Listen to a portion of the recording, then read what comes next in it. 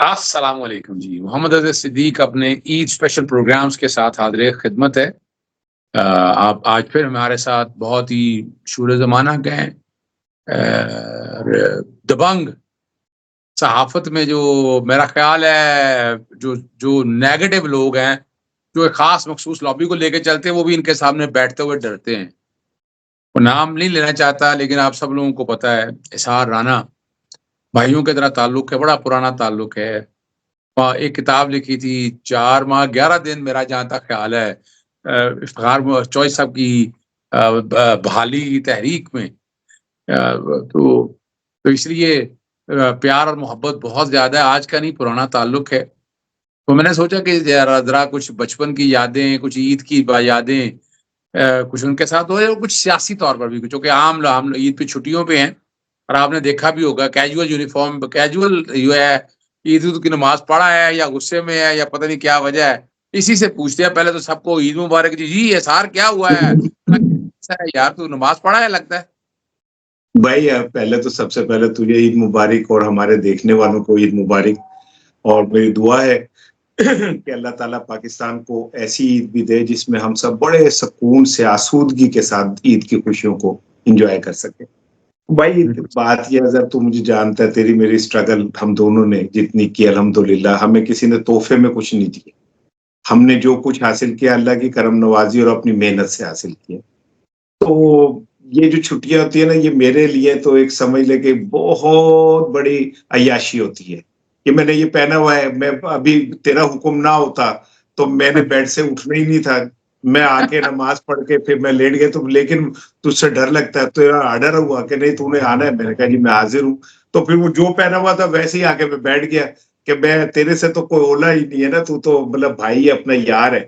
تو میں نے ادر وائز یہ تھا کہ میں کوئی شرٹ ورٹ پہنتا، ٹائی شائی لگاتا، وہ کرتا، لیکن میں ایسے ہی پھر آ کے بیٹھ گیا تیرے پاس۔ اچھا یہ تو بتاؤ، کو بچپن کی شرارتی تو ہے، یہ میں جانتا ہوں تجھے اچھی طرح سے، شرارتی تو بچپن سے ہی ہے، اور تیری شرارتیں آج بھی چل رہی ہیں۔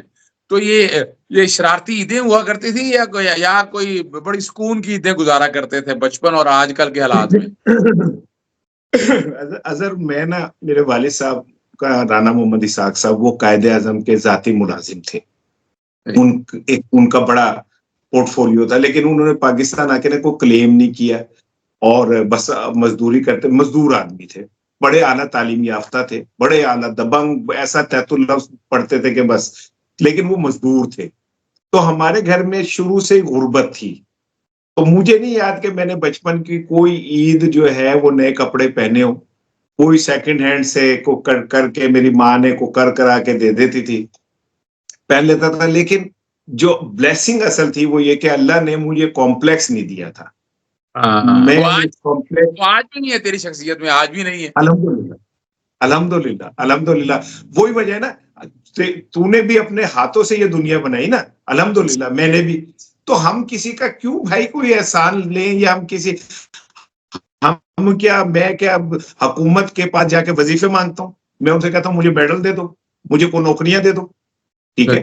میں تو اگر کوئی مجھے کہتا ہے عمران خان، تو میں کہتا ہوں عمران خان کی محبت کی میں نے قیمت دی ہے، مجھے دن اخبار سے مجھے نکلنا پڑ گیا، مجھے پی ٹی وی چھوڑنا پڑ گیا، مجھے سمر ٹی وی چھوڑنا پڑ گیا، مجھے ٹیلنٹ ٹی وی چھوڑنا پڑ گیا، ٹھیک ہے؟ ہم وہ لوگ ہیں جو خون دینے والے مجنو ہیں، دودھ پینے والے مجنو نہیں ہیں، ہم نے کسی سے بھی محبت کی، ہم نے قیمت دی ہے، لی نہیں ہے۔ بات صحیح۔ تو الحمدللہ اسی لیے کیونکہ میں کسی کا کانا نہیں، کسی ایجنسی کا کانا نہیں، میں کسی ادارے کے وہ نہیں، ہاں میں اپنے وطن سے محبت کرتا ہوں۔ پے رول پہ نہیں، گیٹ نمبر 4 پہ نہیں جانا ہوتا، ڈکی میں چھپ کے جانا نہیں ہوتا، سامنے ہی ہے جو کچھ ہے ساری بات۔ اچھا یہ بتاؤ، الحمدللہ اس میں تو کوئی شک نہیں، ہاں اس میں تو دیکھیں احساس کوئی شک نہیں ہے، دبنگ آدمی ہے، سیدھی، اور وجہ کہ ڈر و خوف نہیں ہے، اس لیے سچی بات کرنی ہے، سیدھی بات، کھری بات کرنی ہے۔ یہاں تو کئی لوگ ایسے ہیں جو کھری باتیں کرتے ہیں، لیکن ہر ایک کو پتا ہے کہ وہ کھری باتیں کیا ہیں، کھری باتیں کرنے والا تو ہے۔ اچھا مجھے یہ بتاؤ، پاکستان کے حالات تو بہت برے ہیں، کوئی کہے کہ نہیں، بین الاقوامی دنیا میں پاکستان کی کوئی شے نہیں ہے، اور ہم اردلیوں سے بھی کم ہو گئے ہیں، برا حال ہے ہمارا بس روزمرہ کے معاملات اگر چل رہے ہیں تو وہ چل رہے ہیں، اور ہم نے پاکستان کو تباہی و بربادی کی طرف لے گئے ہیں. کہانیاں ہمیں جو مرضی سکھاتے رہیں، لیکن اس وقت پورا پاکستان جو ہے نا وہ جل رہا ہے. اگر کہا جائے تو وہ غلط نہیں ہے کہ حالات ایسے ہیں، اور اس میں کوتاہیاں جو ہیں، میں سب سے زیادہ کوتاہیاں جو سمجھتا ہوں وہ ہمارے سیاستدانوں کی ہیں کہ انہوں نے اپنی ہاتھ پاؤں کاٹ کے اپنی اوقات دکھا دی اور حالات یہاں تک لے آئے ہیں. تجھے ہم نا امید نہیں ہے، تو بھی نا امید نہیں ہے، ہمیں بھی پتا ہے، لیکن کیا سمجھتا ہے کہ یہ کیا وجہ ہے کہ ہمارا سیاستدان جو ہے نا وہ جمہوری رہا، نہ وہ اصولی رہا، اور نہ ہی وہ کرداری رہا؟ کیا وجہ ہے کہ قحط و رجال کیوں ہو گیا؟ اچھا، ایک چیز، ایک تو یہ ہم جب کہتے ہیں پاکستان کی باہر عزت نہیں، میں اس میں کریکٹ کر لوں، ہے تو عمران خان کو امن ایوارڈ کے لیے ہاں، نامزد کرتے ہیں نا. اگر عزت ہے تو اسے وائس چانسلر کے لیے کیا کہتے ہیں نامزد کرتے ہیں نا. کہیں عزت ہے، کوئی تو ہماری عزت بنا کے بیٹھا ہوا ہے یار. تو عمران بات خان ہے نا، میں تو موجودہ حکومت کی بات کر رہا ہوں نا. ہاں عزت تو عمران خان کی وجہ سے. ہاں. اچھا، اب دوسری سن لیں. میں نا بہت عرصے سے اس پولیٹیکل سسٹم کو ڈیموکریٹک سمجھتا ہی نہیں تھا. ٹھیک ہے نا. یہ ایک ڈیموکریٹک پولیٹیکل سسٹم نہیں ہے، یہ فیوڈل لارڈز، یہ سرمایہ داروں کا قبضہ ہے. اب علیم خان کو کوئی بندہ شادرے سے ہرا سکتا ہے؟ جب علیم خان لاکھوں روپے کے کوپن شام کو لوگوں میں بانٹے گا، یا وہ موٹر سائیکلیں لوگوں کے گھروں میں صبح پہنچا دے گا، تو کوئی اسے ہرا سکتا ہے؟ مجھے بتائیں کہ میاں نواز شریف فیملی کو ویسے اگر دیکھا جائے کیا کہتے ہیں عوامی طاقت کے بغیر کوئی نہیں ہرا سکتا. ان کا اتنا کنٹرول ہے. سندھ کے اندر زرداری مافیا اتنا مضبوط ہے کہ آرمی چیف کے سامنے بیٹھ کے تاجروں نے کہا کہ جناب یہاں پہ ایک حکومت کے اندر ایک خاموش حکومت چلتی ہے، آپ وہ ختم کرا دیں، کراچی ہی پاکستان کا قرضہ اتار دے گا. ٹھیک ہے نا. تو یہ مافیاز ہیں جنہوں نے پاکستان کے نظام کو ہائی جیک کیا ہوا ہے. اب ان سے اگر یہ ہم کہیں کہ جی یہ پولیٹیشین ہے، تو دے آر ناٹ پولیٹیشنز، یہ ایک کاروباری لوگ ہیں. آپ دیکھو نا، پاکستان آئی ایم ایف کے تلے اب اس سطح کا دب گیا ہے کہ ہم خواہش کر کے بھی حکومت عوام کو ریلیف کوئی 2 روپے کا نہیں دے سکتی اپنی مرضی سے. آئی ایم ایف کو اپروو کرے گا تو دیں گے. ٹھیک ہے، تو آئی ایم ایف کے پاس گیا کون بھائی؟ 7 دفعہ 8 دفعہ پیپلز پارٹی چلی گئی، 7 دفعہ نون لیگ چلی گئی. پچھلے 40 سال سے آپ کی حکومت ہے. تو آپ اس کو سمجھو کہ میں انہیں مانتا ہی نہیں ہوں پولیٹیشین کسی اور چیز کا. نہ پولیٹیشین کو دیکھنا ہے تو آپ چوہے لائی کو دیکھیں، پولیٹیشین دیکھنا ہے تو آپ نیلسن منڈیلا کو دیکھیں جا کے. آپ کو پتہ چلے کہ جو قوم کو آگے لے کے جاتے ہیں اسے ہم سیاست، یہ ہم تو کہتے ہیں کھاندہ تے لاندہ ہے. یعنی ہمارے ذہنی کرپشن کی انتہا دیکھ لو کہ ہم کہتے ہیں کہ ایک بندہ کھاندہ تے لاندہ ہے، یعنی کہ جو کرپٹ آدمی ہمارا ہیرو ہے کہ وہ اس طرح. سو میں اسے نہیں سمجھتا. ہاں، پاکستان میں میں مطمئن ہوں، پاکستان میں جتنا بڑا انقلاب 8 فروری کو آیا نا، نہ پیسہ خرچ ہوا، نہ وسائل خرچ ہوئے. تمام تر ظلم و جبر و استبداد کے باوجود، تمام تر پابندیوں کے باوجود عوام نے بتایا نا کہ وہ باشعور ہو گئے، انہوں نے ریئیکٹ کیا نا. تو میں مطمئن ہوں، مایوس بالکل نہیں ہوں. قرآن پاک میں اللہ نے فرمایا نا کہ ہر مشکل کے بعد آسانی. میرا یقین ہے کہ مشکل کے بادل چھٹیں گے، چھٹنے والے ہیں انشاءاللہ. اچھا، ہم آگے چلتے ہیں. اب وجہ یہ ہے کہ حالات آپ ہم سب نے دیکھ لیے، اور پاکستان کی جان آن پہچان تو ایک ہی شخص ہے، عمران خان. اس میں تو کوئی شک نہیں ہے. سارا سسٹم اس کو گرانے کے لیے لگا رہا، لیکن ہمت اور حوصلے میں اس طرح میرا خیال ہے پاکستانی تاریخ میں اتنا بڑا لیڈر کوئی ہوا نہیں ہے کہ جو اس سسٹم کے ساتھ نہ صرف ٹکر لے کے بلکہ وہ استقامت کے ساتھ کھڑا ہے کہ یہ نظام ٹھیک ہو کر رہے گا. آپ نہیں سمجھتے کہ اپنے سیاستدانوں نے، جمہوری طاقتوں نے اپنی اوقات دکھا دی کہ یہ صرف اور صرف سٹیٹس ہو کے حامی ہیں؟ اور کیا ان سیاسی جماعتوں سے ہماری جان چھوٹے گی یا یہ جونکوں کی طرح چپٹے ہی رہیں گے؟ یار بہت طویل سفر ہے، بہت طویل سفر ہے. یہ جلد ختم ہونے والا سفر نہیں ہے. ایک بات میری یاد رکھیے گا کہ عمران خان شاید انقلاب نہ لا سکیں، لیکن وجہ انقلاب عمران خان ہی ہے. یہ بڑا لمبا پروسیس ہے. اس نظام کو جس طرح ہائی جیک کیا گیا ہے، جس طرح اس نظام کو سارے کو مٹھی میں بند کر لیا گیا ہے. آپ بہت زیادہ کریں گے, ایسا کوئی اشارہ ہوگا, ابھی مولوی باہر آ جائیں گے سڑکوں پہ, تاڑی ایسی دی تیسی کام خراب ہو جائے گا.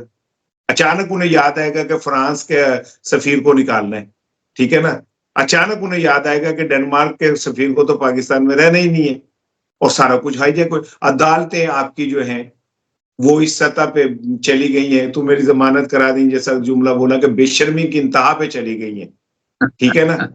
جس کے اندر چیف جسٹس ایک کو کہا جا رہا ہے کہ سر وہ وکیل آ رہا ہے, تو آپ 2 منٹ ٹھہر جائیں, تو کہتا کوئی میں ویٹ نہیں کر رہا, بس ختم کیس, آپ دیکھیں گے. یعنی آپ اندازہ کرو کہ ہماری جوڈیشری کا کہ ایک چیف جسٹس بھیس بدل کے پھر رہے, وہ لوگوں کو فیس نہیں کر سکتا, فیس بدل کے وہ اس نے, میں بہت جا رہا ہوں, آپ قاضی فائز عیسیٰ کو دیکھو تو ایسے لگتا ہے کہ جیسے کسی نے چھیل کے رکھ دیا اسے, اور یہ چھیلا کس نے؟ یہ تم لوگوں نے چھیلا ہے, ہم لوگوں نے چھیلا ہے, جنہوں نے اسے اصل شکل دکھائی, وہ بیکری والے نے چھیلا ہے جس نے اس کو پہلی دفعہ اس کے منہ پہ کہا کہ تم بڑے غلط آدمی ہو. تو یہ ہماری جوڈیشری بھی آپ کے سامنے ہے کہ کہاں چلی گئی, ختم ہو گئی. ان اداروں کی تباہی کے اوپر میری بات یاد رکھیے گا, کا ہسٹری شہباز شریف نواز شریف کو کبھی معاف نہیں کرے, کبھی ان کو معافی نہیں ملے گی. یہ جو مرضی بٹھا کے اب وہ اپنے پاس گوٹوں کے پاس تاریخ دان بٹھا کے, بڑے بڑے بابے جو ہیں نا, جو بینیفیشری ہیں, انہیں بٹھا کے اپنے حق میں تاریخ لکھوا لیں, لیکن انہیں تاریخ معاف نہیں کرے گی. آزاد تاریخ ہمیشہ انہیں کہے گی کہ انہوں نے پاکستان کے اداروں کی تباہی کے اندر جو کردار ادا کیا 76-77 سال کے اندر کسی نے نہیں کیا. اچھا, یہ بات بڑی زبردست ہے, اور حالت بھی آپ یہ دیکھ لیں کہ آپ امیجن کر لو کہ آج انہیں کہیں کہ ذرا گوال منڈی نکل کے دکھا دیں. وہ گیا نواز شریف نا, وہ گیا چھپتا چھپاتا, وہ چند اپنے دوستوں سے ملا, وہ یہاں کے جلسہ کر کے دکھاؤ, چھوڑو پوری دنیا میں چلے جاؤ, آ جاؤ لندن چلے جاؤ, امریکہ آ جاؤ صاحب, یعنی سعودی عربی گئے ہیں, وہ کمال کر دیا. یعنی اندازہ لگاؤ, یعنی وہ ٹک ٹاک کی عادت ایسی ہے, وہ بٹھا کر کیمرے پتہ نہیں کس طرح اجازت دے دی. یعنی وہاں یہ بیعت بھی کیا زمرے میں آتا ہے کہ کس طرح اجازت دے دی کہ وہاں بیٹھ کر بنایا جائے, اور اگر کوئی عام آدمی نے بات کرے تو انہیں پھر شرم پر, میں نے آپ اندازہ لگایا یہ بناوٹی اس حد تک ہو گئے ہوئے ہیں کہ انہیں تو ذرا نہ لحاظ ہے, نہ شرم ہے, نہ حیا ہے, کہ یار خدا را زبردستی آ کر بیٹھے ہوئے, آپ کو تو حاکمیت اعلیٰ کے نظام کے مطابق آپ تو نہ فٹ ہوتے ہو, نہ آپ کے پاس اختیار تھا. اچھا, ہم آخری بات کی طرف چلتے ہیں. آپ اب ایک بات میں آپ کے سامنے کر دوں, دیکھیں عمران خان خلاف جتنے کیسز تقریباً وہ ختم ہو چکے ہوئے ہیں. 2 میں سائفر میں عدت میں سزائیں ختم ہو گئی ہیں, 2 میں سزائیں سسپینڈ ہیں, توشاخانہ 1 میں اور توشاخانہ 2 جو نیب کا ہے اس میں سسپینڈ ہے. 190 ملین پاؤنڈ کا وہ پیسے ہی سارے, کوئی چکر نہیں ہے, کوئی مس یوز آف اتھارٹی نہیں ہے, کوئی لمبا بات نہیں ہے. اس کے لیے جوڈیشری بٹھا کر بدلا کر ججز پیک کیے گئے, کب تک لٹکاتے رہیں گے؟ 9 مئی کی ضمانتیں لاہور ہائی کورٹ میں کب تک لٹکاتے رہیں گے؟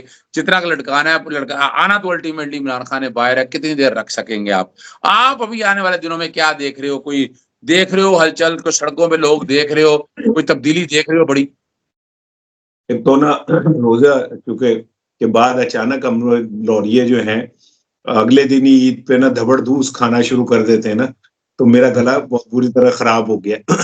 اچھا, بات یہ ہے کہ جو امریکہ کے اندر بل پیش ہوا ہے نا, ڈیموکریٹک ایکٹ والا جو ہے, اگر وہ پاس ہو جاتا ہے, اس کی جو اصل بات یہ ہے کہ اسے ریپبلکن اور ڈیموکریٹس دونوں سینیٹرز ہیں جنہوں نے پیش کیا ہے, یعنی وہ ایک کنسنسس سمجھنے کے دونوں پارٹیوں کے درمیان ہے. تو یہ بڑی خوفناک بات ہے.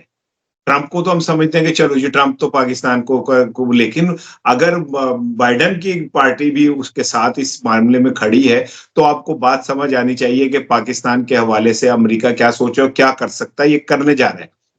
امداد ہماری بند ہے, ہمارے سفیر کو انہوں نے نہیں گھسنے دیا جس طرح کیا ہے, ہمارے بندے وہ نکال رہے ہیں. اگر یہ ہو جاتا ہے بل پاس تو اس کا مطلب یہ ہوگا کہ پاکستان کے اوپر نئی پابندیاں لگیں گی. اگر پابندیاں خدا نخواستہ لگتی ہیں تو پھر IMF ورلڈ بینک بھی ہم سے منہ موڑ لے گا. یہ کوئی ایک چیز نہیں ہے, اس کے ساتھ جڑے ہوئے پورا ایک نظام ہے. تو مجھے جو اطلاعات ہیں وہ یہ کہ خان صاحب کے ساتھ اسٹیبلشمنٹ پہلے سے زیادہ تیزی سے رابطے میں ہے, اور کچھ وکلا کی شکل میں لوگ بھی ان سے جو جا کے ملے ہیں یا وکلا ہی ملے ہیں آؤٹ آف دا وے، وہ پیغام ہی لے کے گئے ہیں. اور اسٹیبلشمنٹ کی کوشش یہ کہ اس ایکٹ سے پہلے اور حکومت کی کہ عمران خان کو کس طرح باہر نکال لیا جائے، اور باہر نکال کے تاکہ ایک یہ تاثر جو ان کا میجر وہ ہے کہ عمران کو ریلیز کرو وہ ختم ہو جائے، باقی چیزیں پھر with the passage of time چلیں. پہلی دفعہ یہ ہوا ہے. ایک جملہ اور سن لو کہ ایک بندہ تھا جب اس کو ہٹایا تو انہوں نے کہا مجھے کیوں نکالا، پھر اسے جیل بھیجا تو انہوں نے کہا مجھے کیوں جیل بھیجا. ایک بندہ ہے جو کہہ رہا ہے میں نے نکلنا ہی نہیں ہے، لوگ کہہ رہے ہیں خدا دا واسطہ تو نکل جائے یار، تو آ جا باہر، کہتا میں نہیں آتا. ٹھیک ہے نا. تو آنے والے وقت میں مجھے لگتا ہے کہ جو تمہاری بھی کیلکولیشن ہے کہ یہ ہو سکتا ہے کہ عمران خان کو جو توشہ خانہ کیس ہے اس میں بھی اس کو ایک ریلیف نہیں انصاف مل جائے اور وہ باہر آ جائے. مجھے لگتا ہے کہ اس کے بعد ایسا چلیں، بہت شکریہ جی، اجازت چاہتے ہیں. السلام علیکم، اللہ حافظ. پاکستان زندہ باد.